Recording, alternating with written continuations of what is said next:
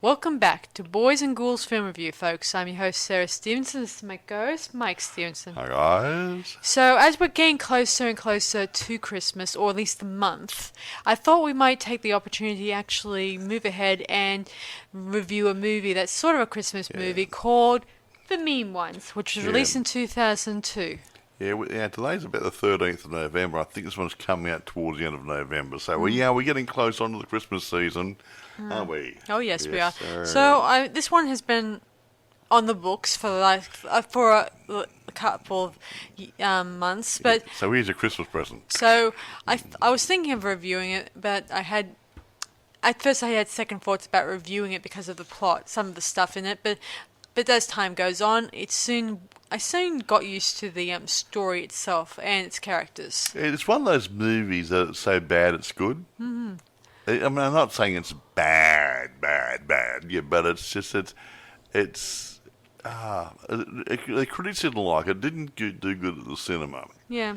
But it's one of those movies that sort of grows on you. Yeah. It's just like the Winnie the Pooh Blood and Honey, as they refer to. When they take something that's from your childhood and turn it into something different. Mm.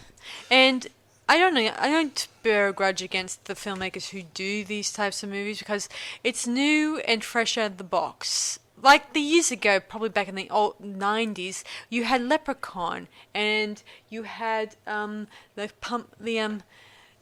all sorts of other movies that deal like the Wishmaster and the genie that genie movie and stuff like that. Little gremlin guys. Yeah, I mean you got to have at least something new to shake up the masses. Yeah, something different. Now here we go. So what we got here? We got The Mean One, 2022 American Christmas horror film. Now here we go. We have got produced by. I like this now. Produced by Amy Schumacher, Stephen Lamorte, Martine Malouf. Malou. Okay. Now, having said that, Stephen Lamorte also wrote it, and he directed it. Aha. Now, the screenplay was actually written by Flip Cobbler and Finn Cobbler.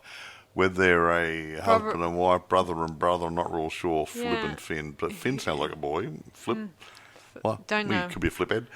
Could be two males. Telling me, guys. Yeah. So it's hard to tell because when it comes to nicknames or the names your parents give you, you don't know whether those names, whether they're male or female. Well, but someone called Lardas or something rather. Well, big person, male, female, could work. Either way.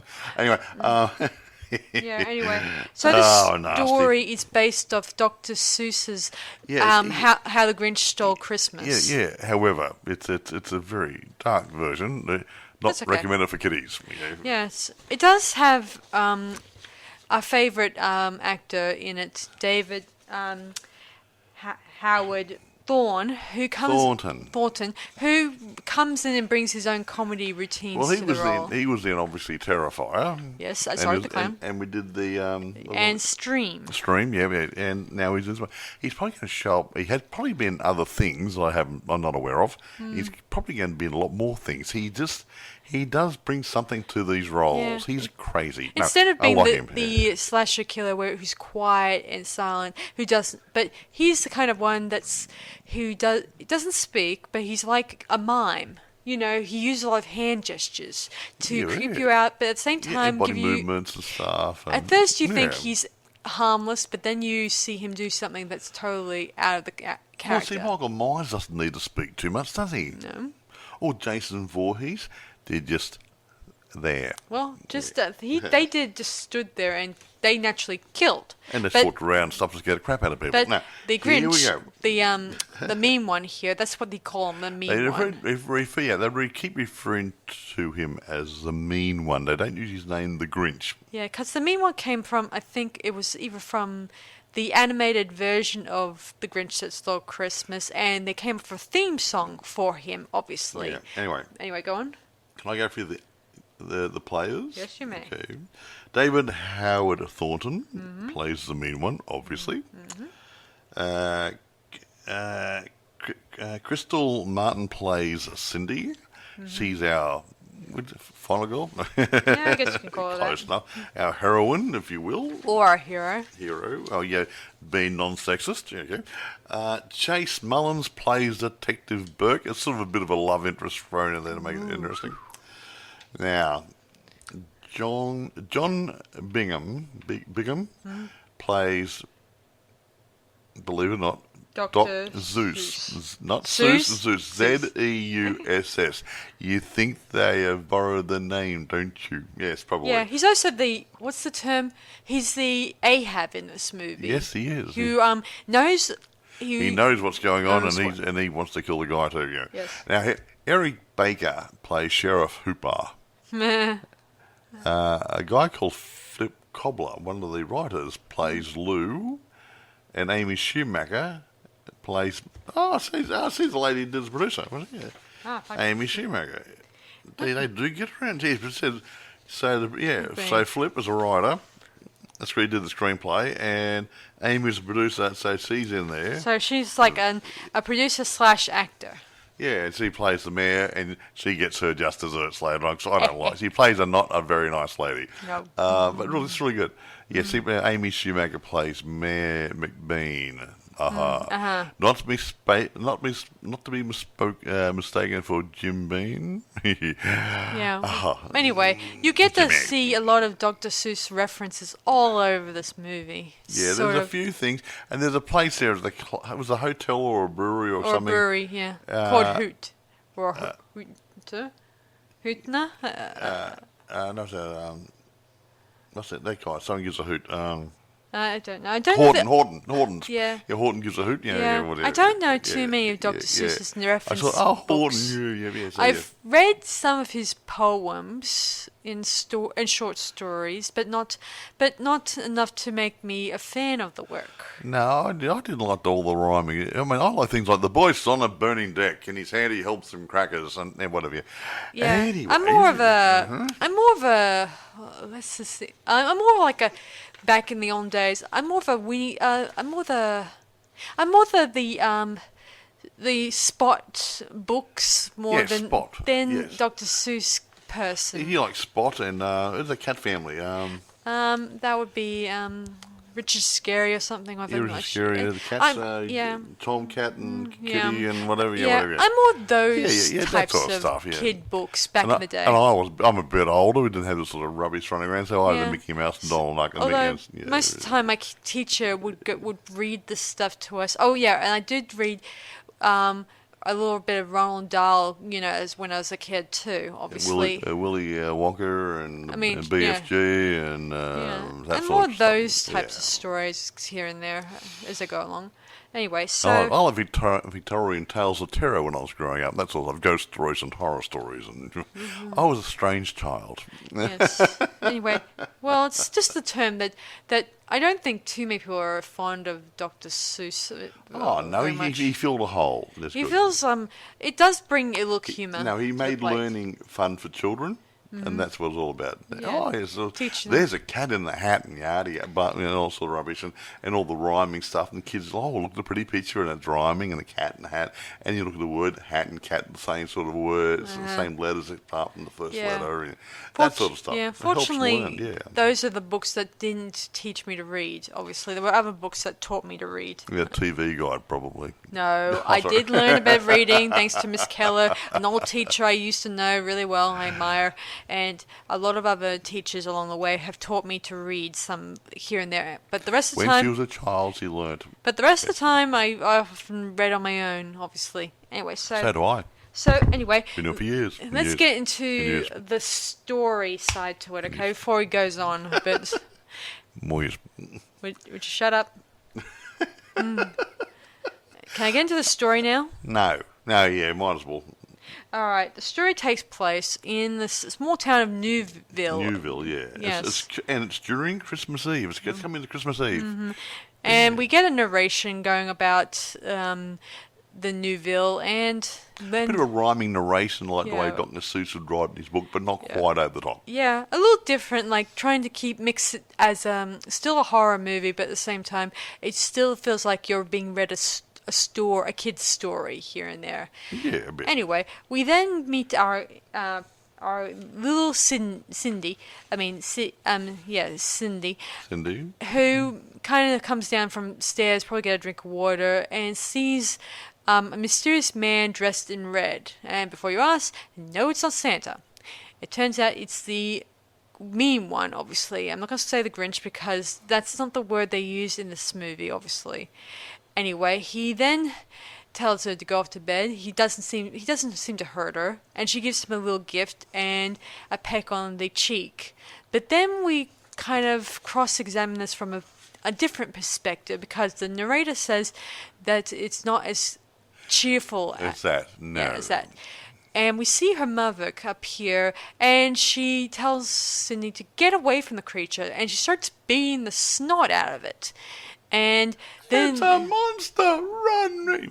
Yeah, that's sort of thing. In the paste, she ends up falling down and knocking and hitting her head and stabbing herself in the temple, obviously, or in the side of the head. And Cindy sees this and calls the creature monster.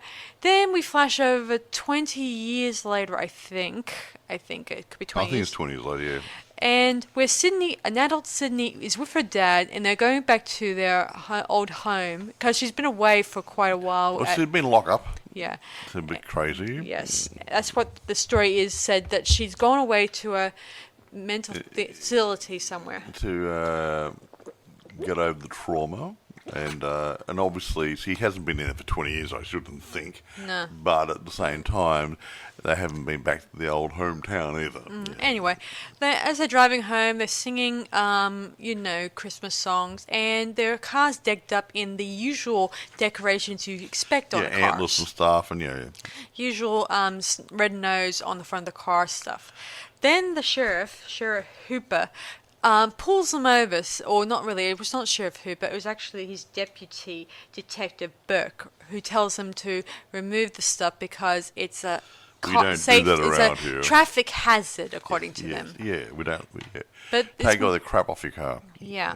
So they arrive back at the house. Here, Sydney gets teeny weeny flashbacks of her past and dreams of her encounter with the monster here and there. She still believes that she saw something that night. We also get a flashback to when she was still a kid, where the sheriff tells her what she thought she may have seen.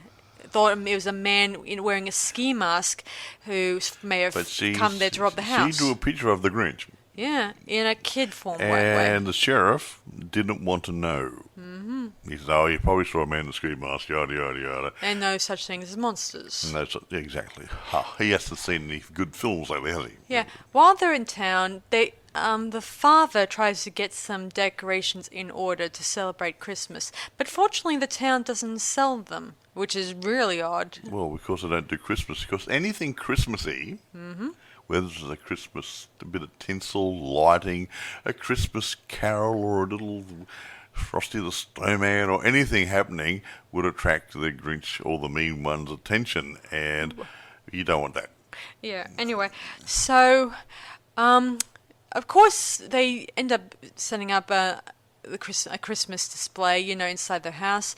And while Cindy's taking out the garbage, her father gets attacked by the mean one, and she has to deal with another family member being murdered by an unknown individual. And the detectives and the sheriff and the mayor, they do believe her, but unfortunately they are not willing to accept the fact there's a monster in their town. Well, they say that. Mm-hmm. She tells them that something's wrong, but you think that something like this they should take more seriously, obviously, or really. You would like to think so. But of course she's been, drugged up and told you just had a shock. Well, shock, yes. Look at my shock the face. Yes. Well, whatever. And later on, she buries her father, and she heads back to the house, obviously. And there, the detective Burke is trying to comfort her, giving her some soup. That his character is Jewish, obviously, as you will soon see. It's not. It doesn't play a big role. No, he made Jewish, so he doesn't celebrate Christmas. Yes. Ha ha. Yes. Anyway, Cindy wants to find out for herself who this person is, obviously. And of course, the sheriff and the mayor's getting re-elected, or she wants to get re-elected. Yeah, election. Yes, you're doing a bit, going around town, talking to people, putting little stickers here and there and posters up and stuff. And look at me, I'm a wonderful person, vote me in again. Yay. Anyway, so... She suspects that Cindy will do something that will cost her re-election, if you will. Anyway, so she tells him, the sheriff, to keep an eye on Sydney and make sure that she does not do anything stupid. That will risk her chances of it. Yeah, but if they didn't do anything stupid, there wouldn't be a movie. Anyway, Sydney goes into the woods. There she can count, as she's looking at the wilderness, she discovers two other people who are smooching, and then we see that the mean one is also watching them, and he attacks the hikers. And she calls out to him, saying, "You're real." And we see what he looks like in the broad daylight. He's a green monster with a Grinch face and very furry and wearing a Santa suit. Yeah. And she starts throwing rocks at him, and of course... Go away. Yes. Yeah, the creature does eventually venture off, and she gets a photo of him. A very blurry one. It's like a Bigfoot photo, Bigfoot type.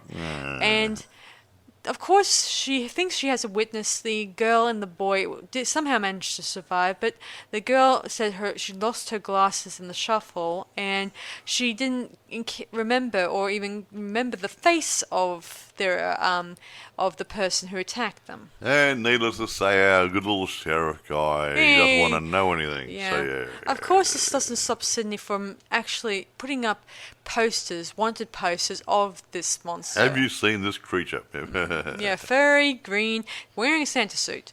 Anyone inquiries, please contact Sydney at this number.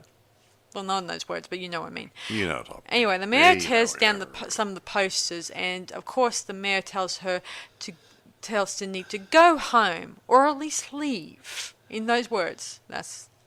Anyway. Go forth and multiply. But the detective, he has different thoughts. Like Sydney encounters, also gives him a wallet that she found in a cave that's from a missing person of sorts. Well, she found it and she didn't know, but she gave it to the policeman guy to have a look and say, well, I found this. Could you at least run it to prove that I'm not lying? Yeah. Turns out he had a look. Yeah, he does go online and he looks up this person. Turns out he's a hiker who's missing. And then we cross over to Sydney at her house, and she nearly gets attacked by the creature again. But luckily enough, Dr. Zeus kind of scares the creature off. He's a local drunkard. Yeah. He's a bit of a backstory. He then takes Sydney aside to a local bar, and he tells her his story. His tale of woe. Yeah. About how his wife, him and his wife, they lived in the town, and they never celebrated Christmas, and she was going to deliver some packages to their nephew who lives in another area, because he's but unfortunately the Grinch attacks her and kills her. He did a very good job. The interesting thing about this flashback here was the fact it was filmed like what was it called? Schindler's List? Schindler's List. And where you get to see in one shot, it's the rest of the movie is all in black and white, except for one scene with a little girl wearing a red, jacket. Yeah, so in this case, the lady and everything else was pretty much black and white. But the present or the gift she was carrying had a nice red bow on it. Yeah, and highlighted. Obviously. Yeah, and when she got killed by the creature, we got to see her red blood staining the packages, along with her guts hanging out. Anyway, Sydney sees this as an opportunity to she finally had a witness, but unfortunately, he's a drunken witness, which is more like, you're finding this guy's not really a reliable witness, and the sheriff knows it. He's reliable, but the police don't want to know about it. He's been telling the same story for years. And the police just don't want to know about it. And of course, he says throughout his dialogue, he says a few things from the book. I think, like the part where his heads, the Grinches. We do hear him say the mean one's name, but we also hear sort of under the radar, the word Grinch, but we get that in... Yeah, it's done in a funny way. In a funny way, but then it doesn't matter anyway. Yeah, because that's something you have to pay attention for when you watch the film. In this movie, or this world, the Grinch story does not exist. And as all the other stuff in this movie, you'll soon see that that they don't know in this alternate universe, obviously. Anyway, Sydney her boyfriend, meanwhile, goes into the caves and discovers more wallets there, including some dead bodies. I should mention the Grinch, that a Santa con, a bunch of Santas probably heading that way, end up going near a bar and they get drunk, and the Grinch meanie kills the Santas, including the girls who were dressed in elf or male or Mrs. Claus outfits, obviously. And if Mrs. Claus looked that good, I don't think Santa would be going at his sleigh. And the only witness was a waitress who got locked inside the big fridger, right? Exactly, yeah. So this Grinch was able to cover his tracks, and very well. Anyway, back to the detective. He does find the missing wallet. He finds the wallets. He also finds one of the dead Santas, obviously, that's being dragged in by the mean one. Of course, he manages to get out and run into the local Dr. Seuss, and they manage to get out of there. And he discovers that the rest of those wallets were from missing hikers who went missing and stuff like that. There's also a lot of missing toys and decorations inside the Grinch's cave, obviously. He likes toys. Yeah. He doesn't like Christmas, obviously. Yeah. Anyway, so he's warned by Dr. Seuss that this creature do not make anything like, don't celebrate Christmas, do not eat turkey, do not have bags nor parcels nor anything like that, stuff like that. Of course, since he's Jewish, it doesn't seem to be a very big issue for him, obviously. Anyway, well, no. Anyway, he goes back to his office and he looks up the other hikers, and of course we get a list. He prints off the missing persons things and presents them to Sydney, and he tells them about that these people were also posted stuff on their social media, and that was the last time that anyone spotted them. So he also saw it in these photos, on a bit of the Grinch, in the photos, obviously, of course. Yeah, in the background, like people photobomb, he was photobombing behind trees and stuff. You can see in the background. He also did a sort of bunny rabbit. The victory for fingers, Yeah, anyway, in a bit of a funny way. Anyway, he then also said that these people went onto a website that indicated about hiking encouraging people to come to hiking. Go hiking. Yeah. Yes, interesting that. Here he also goes on and does a bit of digging and finds out the person who set up the site was the mayor.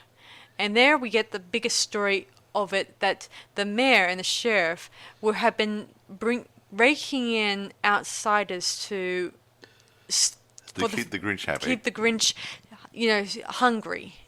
Well, no, they would go there and they would attack the hikers instead of attacking the townsfolk. Yeah, the sheriff he doesn't care about outsiders. He's there to protect the town. He cares more about the insider, the people inside their town. Yeah. My job's to protect the people of this town. I don't care about the hikers. Yeah. That becomes a matter of the state police or state troopers. Yeah. I'm the sheriff of this town, sort of thing. Yeah. So yeah. You would think he would care. He also said when the SantaCon guys, the group of Santas that got killed, that was beyond his jurisdiction because according to him, he's more in charge of the mountain area than that area, obviously. Something like that. Which does not matter because there's a creature roaming the area that's dangerous, obviously. Anyway, Sydney's getting fed up with the detectives and the sheriff, and she does this preparing montage like a Rocky or movie style where she's preparing to prep herself up to fight. She's training her body up. Yes. Yeah. Because she knows she has to get stronger and practice her shooting with her firearms and do other good groovy things. Yes, needs to be prepared. Anyway, Detective Burke notices this, and he thinks that she shouldn't do this. Like, maybe she should just pack it in and leave. Did Buffy the Vampire back off? No. But Sydney knows that if she does not put an end to this monster, then it will continue killing and killing and killing. And these people are living in fear of one holiday. A little bit like when good ghouls go bad, where everyone in the town was scared of celebrating Halloween. Sort of like in this movie, obviously, a little bit, even though that was more of a comedy, when this one's a bit more of a horror comedy, obviously. Anyway, we then get, I think, Detective decides to go on his own to try to track the creature himself alone, obviously. And don't forget that Dr. Seuss, he's been put in jail because of the sheriff, obviously. And the mayor decides to ditch town. For gosh knows reason. For Christmas. Yes. Yeah, she knows. She's no dummy. However. She knows what she's doing is wrong, but she doesn't care at this point. Yeah. Anyway, so she ends up getting attacked and killed by the Grinch when on a radio was playing a Christmas carol song. Whoops. She couldn't turn it off. She gets killed, and eventually... So, anyway, back to the story. Then on Dr. Seuss, he manages to, I guess, get out of jail eventually, and he goes to Cindy and tells her about her /boyfriend, the detective, is about to be walking into a trap set by the Grinch if he goes back to the cave. So Cindy decides to go with Dr. Seuss to try to save her potential boyfriend from this mass killing, obviously. The detective arrives there, and he gets into a bear trap, right? Is that him?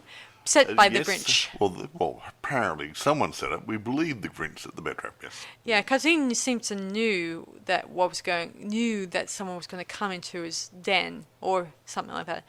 Anyway, he eventually gets trapped, and luckily enough, the sheriff arrives and tries to shoot the Grinch, and luckily helps the detective get out of the trap, obviously. Of course, he ends up heading back inside the cave and all that stuff, and starts singing Dashing Through the Snow and the whole... One also, he didn't know the words, he had to make it up. Yeah,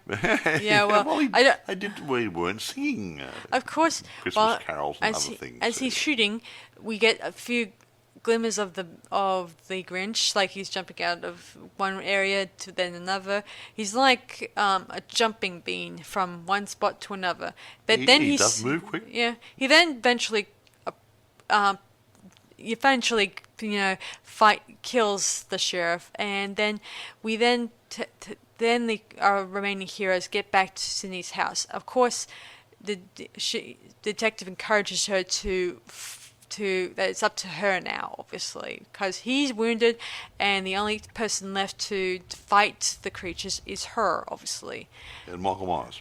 So she sets up the place with decorations galore and awaits the creature. And while Dr. Seuss is outside waiting in his car with a gun, obviously. Yeah, a shotgun or a rifle or something. Yeah. The rifle, he had a scope on and everything. Yeah, one of those scope rifles. Anyway, while the narration goes on, and we see the Grinch slowly prowling inside the house, and he approaches Sydney.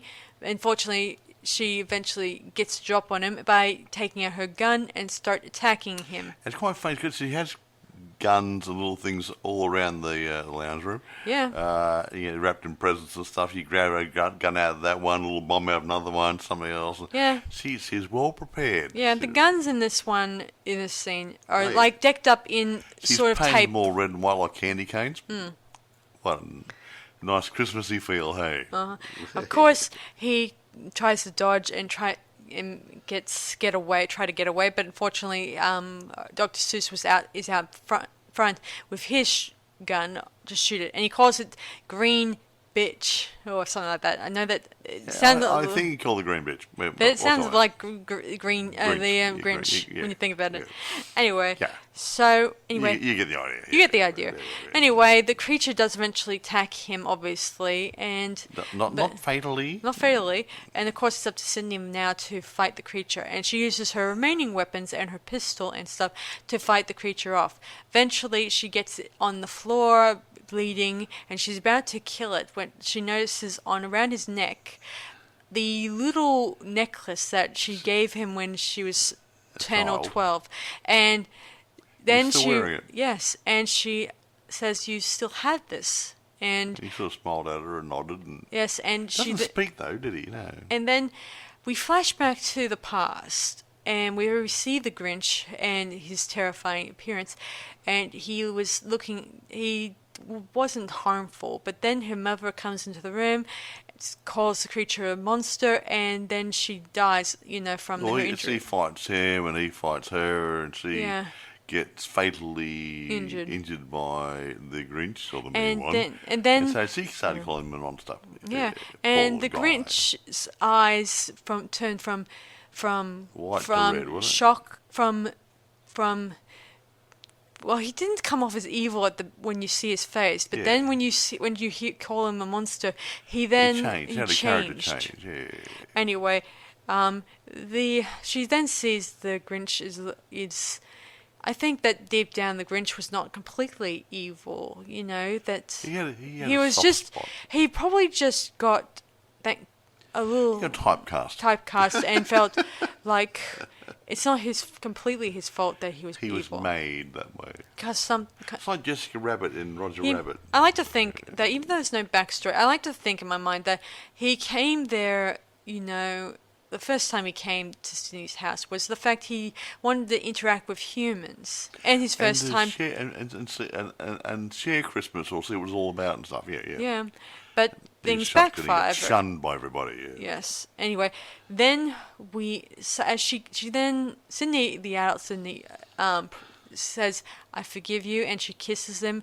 And as he's touching his cheek, we then hear he starts writhing in pain, and then we realize that his heart grew to three times its normal size, and it bursted on impact. It burst, not bursted. But having said that, your heart is if you get your fist and clench it tight, that's about the size of your heart. Now imagine that in your chest, then make it 3 times that size. That would hurt like blazes. Yes. Anyway, so when she was a kid, when she said that his heart grew 3 times that size, it could have been about normal human size for all we know. But now it's grown to bigger size. It would probably be as big as a horse or a bigger animal's, heart, which could not. And anyway, his body couldn't take it, so it killed him. Yeah. Aww. Then later on, after things quiet down, things became much more positive. Like the locals, after they realized the creature's dead, the tourists started. Well, the word got out. Word got out about the creature, and tourists were coming in, and soon enough, Christmas returns. And soon enough, Christmas returns to the town. And so does commercialism. Yes, including a lot of Pine 5 footage here and there. Yeah. Which looks like it. Anyway, and you get to see locals who exploring the mountains, which it looks like found footage because it doesn't look like anything like the footage we've been watching for the past couple of minutes watching the movie, obviously. Yeah. In this one, it looks like a different set of mountains. It's like you're climbing Mount Everest. Not that I've ever been. Well. Anyway, it's a different set of mountains. Anyway, it goes on to explain that the locals, hikers, came in there to, experience the hiking and stuff. And then we cross over to Sydney and the detective, who are now dating, and they talk about what became of the mean one. It turns out the local authorities, or not the higher ups, taken the body, and they exhumed the dead body and found out that his heart grew, like what we said, and exploded. Anyway, so she remarks that it's not a really happy ending, but he remarks that maybe in an alternate universe it would have been a happy ending, obviously. Yeah. Anyway, she wishes that would have been the case, and eventually they kiss and under a mistletoe, and we watch as the town celebrate Christmas for after 20 years or so of not having it. And then the narrator goes on to saying, so they all lived happily ever after till next Christmas. Yeah, there's a pregnant pause there. And then we hear a growling and noise that can only be coming from either a new beam one, or if it had cousins. Family? Who knows? Never know your luck. We don't know about whether or not he had family in the area. Yeah, Mr. and Mrs. Grinch had a little Grinch son, and then he could have got married and got he's a new little Mrs. Grinch, had little Grinches. Since this same Grinch that was in this movie, obviously, has not aged since Sydney was only a little girl. Well, you probably got a deeper shade of green, probably. I don't know. He didn't go I don't think he aged. I think he's either immortal, and the only way to kill him was for his heart to grow and blow up. Yeah. I mean, I guess because most of the time throughout this movie, you see him getting shot and stabbed, and even though some people might miss, Michael Myers and Jason Voorhees, you can try to kill him, and kill him, beat him up, stab him, shoot him. They keep coming at you. Yeah. Jeez. Anyway, this is not a bad movie, and I don't care what most people say about it. I don't think it did very good at the cinema. Okay. That's it. I don't have a lot of figures. I don't know how much it cost to make. But suppose the box office is about 600,000. But it could also be a time when it came out. That's always a problem. If you have a movie, it's good, and you got better movies on at the time, people are going to spend the money to go into the other movies. Yeah, here's the thing, Mike, and here's a story I found out from other film critiquers. They said that when they were making this a commercial before this movie came out, which was a coffee bean commercial called The Bean One, and the Bean One. They used very nice. The same, stuff here in the story, and it was then once the commercial came out, fans approached the director and the people who were making it. When is the movie coming out? So this is directly to the fans to the filmmaker. So and if the critiques say otherwise it's bad, then why are the fans saying they want it? That's a big question. The reviewers aren't fans. Yeah, see, the coffee ad was like a sort of a commercial for Halloween or Christmas theme. And the play on words, mean one, yeah. So whatever. And it was pretty eye-catching, and it got people's attention. It's a little bit like when you look at Michael Myers, and that mask is definitely that's a Michael Myers thingy wing that you're looking at. It's not William Shatner, it's Michael Myers. Mm-hmm. Yeah. It's the same if you look at any hockey mask and that's Jason Voorhees.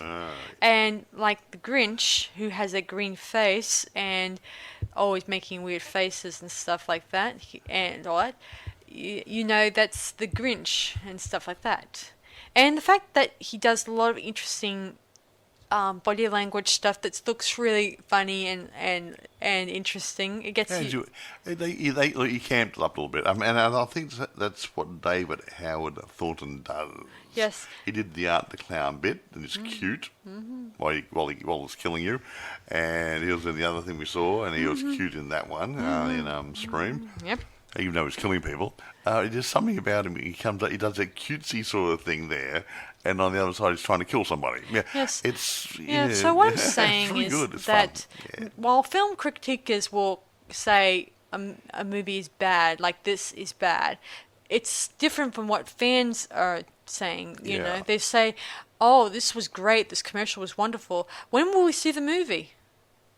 And then you think, maybe the critiques got it the wrong way when you think about it. Critics often get it the wrong way because they go their own personal taste. Now, unfortunately, like I said, this one didn't do good at the box office, but I would like to think that home media-wise, it's made some seriously good money. Yeah. So let's look at the reception stuff, even though we know the reception is not that good. Oh, excuse me, I've been sleeping very well. Okay, here we go, guys. Okay, the reception. Rotten Tomatoes, one of my favourites. They show up quite a lot. Right. 21% based on 28 critics. A killjoy entry into the debauched children's story horror canon. The mean one delivers a seasonally macabre bag of lime green coal. Gee, talk about being a Grinch yourself. That's pretty gnarly. Leave them a piece of coal. Metacritic gave it 29 out of 100. Got it. So that doesn't say why or anything. Boy. Vikram Murthy from IndieWire gave it a D plus out of probably 8 or F maybe. Writing, while the mean one wraps up in a predictable fashion, albeit with a somewhat reactionary message that calling out monstrous acts leads people or Grinches to turn into murderous monsters, it also acknowledges social media's involvement in the film's existence. It means that says a lot, Vikram, doesn't it? The mean one originally was a trailer, it says, not a commercial, but you could be right. The mean one originally was a trailer that essentially turned into a viral sensation. So much so that it motivated Lamort to make a full-length feature film. There you go then, guys. Yeah, it just goes on here. It's just saying things like how bad it is. The 2-minute gag in the short whatever trailer thing was. They dragged it out to make a feature-length movie. They didn't think it did it justice. So there you go. Yeah. I think when I think about this, guys, I think the real Grinch in this thing is the film critiquers. Exactly. A room full of Grinches. Look, it's not a great movie, it's not a bad movie, but it's a good player. I mean, I would watch it again. Or the Scrooge in this one, when you think about it. They seem to be the killjoy when it comes to movies. Yeah, but look, it's a good movie. It's like, I would not say put it as an A-plus film, but it's definitely a worthwhile watching. And I might watch it again. I enjoyed it. Mainly because of David Howard Thornton's depiction of the role. I just like what he does with it. Yeah. So, I like it. The fact that every time I see it, I feel like sometimes that I don't know whether to laugh or get grossed out in a good way. Yeah, it's really good. But he brings something to the party. Look, have we ever heard him talk? No, I never heard him talk. I don't think he's talk. He's a bit like a Michael Myers or Jason He's a mute, Voorhees. or not mute. He's a mime. Maybe he's a mime, but the point still remains that he doesn't talk. He doesn't need to talk. His actions, his body language, his facial expressions, he makes a role his, and it makes it creepy because he hasn't got a funny word to say, so he just creeps you out by looking funny, giving you a leery smile or doing something weird, and all of a sudden you go, okay, and you get really nervous. And that's it, and he's really good at that. I really like it. So yeah, if you haven't seen Terrifier or Stream, you know what I'm talking about. But if you've seen Art the Clown in Terrifier, you know exactly where I'm coming from. And Stream, have you seen that? Well, same thing. He was player 2, was it? Yeah. It's player 1. No. Player 2. Yeah. I'm pretty sure. He's one of them. Yeah. I know it's player 2. I know for a fact. Yeah, so I'm whatever. sure of it. But he played a really, really, really, really, really good creepy guy. There you go. Yeah, so don't knock him, guys. He's a great performer. The guys that made this, Amy, Stephen, and Martine, look, I reckon they come out a reasonably good product here. Yeah, as I said in the past, guys, such films like Mean Ones and Terrify, I think they're the backbone of the new generation of films that we should support and love. Yeah, and if the critics don't like it, There you go. I don't care because most of the time they're wrong. Yeah, just think about all the times that a lot of movies that have become cult classics to this day. And they've got no idea. And they go on to develop a trilogy or its own story. It becomes this new melting pot of movies that you want to and add everybody to wants your to collection. emulate it. They do their own version of it and do something similar. Yeah, because it's so damn good. And the critics are left, huh? Where did that come from? I know. We're going to have to light the next one, save face. Yeah. You know, look at this other movie I'm thinking of that we reviewed not too long ago called the Silent Night, Deadly Night franchise. The first one was given the thumbs down the moment it came out. Yep. And we get protesters protesting about it because it was knocking Christmas too much. It was knocking Christmas and Santa Claus and all that stuff. And considering Santa's real, don't tell the children that. They were thinking it would ruin a fantasy story that's been passed down from generation to generation. And, well, they thought it was just going to... they just thought it was going to ruin sales or ruin everything about Christmas. And Santa and the Easter Bunny will get very upset. Yeah. Anyway, I don't think of it as a big issue. I think that... before Christmas, that would have done something for it. Had a ghoulie sort of guy trying to take over. He imprisoned Santa Claus. Yes. Well. Yeah, so I often think such movies like horror like that become cult movies, and they continue to sell merchandise, sell DVDs and all sorts of things here and there, and it continues to go on till this very day. And it encourages probably newer filmmakers to make their own fan-based movies to push forward a new generation of films. Yeah. Having said that, I mean, I'm not saying I'm getting tired of slasher films. I like horror, I like slashers, but I'm sure somewhere around the corner, someone's going to come for a fresh idea, and it's going to be like, "Oops, never saw that coming," and it's going to take over. I don't know what it's going to be, but I'm sure that some newbie independent filmmaker is going to come out with something else very, very soon and change the game again. Yes. And I'm not going to be saying the slashers and other things to be left behind, but I think there's room for another theme. Mm-hmm. How's that crap go? And I can't wait to see what these independent guys bring to the table. Yeah, I think the only ones that... Can we vote on it now? Yes. I think the only ones that are left behind are the mainstream guys who are trying to capitalize on the existing movies that have made... Yeah, and use the same themes and churning out the same crap. Trend over trend. The newbies, independent people who are going it alone or, beg, borrowing and stealing money to make a project and come out with something really seriously good. Yeah. I mean... hey, you got to take your hat off to them and say, this is where the other guys started years ago. Yeah. But they weren't the new guys in. Yeah, I mean, considering that, look at Stream Guys. Why do you think that so many well-known actors went on board for that movie? Yeah, exactly. Because they believed in the creators and believed in the story. Exactly. And they probably didn't want to be another character that was swept under the carpet. Now, here we go. Go on. I'm going to give it a 9. Maybe even a 9.5. No, I'll give it a 9. There. I'm going to give it a 9 out of 10 myself, too. I love the gore, the creepy stuff, and the humor. And the humor offset the gore. I mean, it's supposed to be. It balances. It doesn't say it's a horror comedy, but it's a light-hearted horror. Yeah.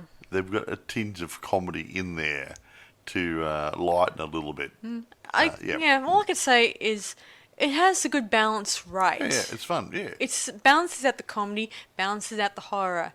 A good combination. Yeah, exactly right. Now, nothing wrong. So 9 and 9, that's not bad. Mm-hmm. Now, where do you get it? Well, I'm glad you asked. eBay does have it for sale, new and used. Amazon has it for rent and for sale. Right. If you're not real sure about buying it, at least rent it. Not real sure. It's what, it might be maybe on YouTube. Haven't looked. Have a look. It's a good look. I would suggest you go out and watch it. At least rent it. If not, buy it and add it to your collection and watch it again. Yes. And again. And you probably appreciate second and third time through. Yeah. You notice, didn't notice that. Oh, that's interesting. Yeah. I didn't pick up on that before. That sort of stuff, yeah. Yeah. Don't knock until you actually watch the thing, Yeah. as I always say. And it is Christmas. Anyway, so that's about it from us, guys. So, as we said, be sure to watch it. Oh, where can we get it from? I just said that. eBay and Amazon. Oh, yeah, eBay and Amazon. Sorry, my bad. You weren't listening, were you? Sorry. She never listens to me. You know, I had this trouble year in and year out. Oh, sorry. Anyway, so you know where to get it, and now it's up to you, then, guys, to actually go sit and watch the thing. Yeah, sit down and watch it and enjoy it with the loved ones. Preferably with the without the kiddies. Without the kids around, because it is a bit. Because if I showed it to my niece and nephew, they'd be creeped out. But they're 9 and 7. Yeah, and they're too young. They're a bit young teenagers, mid-teenagers. Teenagers, I'll one day show them a movie that will be but I'm saying to their level. Young teenagers, like double figures, 10 upwards, 11, depending if the kids used to seeing creepy crap. Yeah, even though they keep asking me to show them creepy stuff, but I don't know. Their idea of creepy stuff is not the same as our idea of creepy stuff. I mean, I showed them one time a haunted maze with Art the Clown, but I don't think they understood Art the Clown very well. No, if they're so terrified that they wouldn't go anywhere near a maze. I thought it was great to see Art the Clown there. Anyway, you want to kill it now? That's it from us, guys. So I hope you guys will see you guys in our next one. I'm hoping to review the new Terrifier. That will be the third movie. That would be a Christmas themed one, obviously. So I'll be sure to persuade Mike here to actually watch it with us. I just noticed something here. What? Now, go on. Because this is an unauthorized film. Oh. Or no for us. I'm not talking about unauthorized. They were allowed to make it. However, the film never uses the language of the original book. They made it similar. That's why they couldn't use the word Grinch. Bingo. They call it the mean one. Well, sorry if I used the word Grinch a couple of times, folks. No. But he was a Grinch. But the point is they couldn't use the word Grinch. That's a shame. And they couldn't use text out of the Dr. Seuss book. So they made their own narration up based on that style. Yeah, there was Easter eggs. Yeah, lots of Easter eggs. Like the brewery Mike mentioned. The Hortons, I think Hooper, the sheriff's name, I think may have came from Dr. Seuss one. I don't know. And there's the Dr. Seuss. Dr. Seuss name drunk. Yeah. Yes. Yeah, there is references, whether you like it or not. Anyway. So, interesting. Anyway, so that's roughly it from us. So I hope you guys enjoyed this podcast, and we'll see you guys for our next one. So this is Sarah Stephenson. And Michael. Saying see you guys around on Boys and Ghouls Film Review. Bye for now, and we'll see you guys next time. Bye, guys.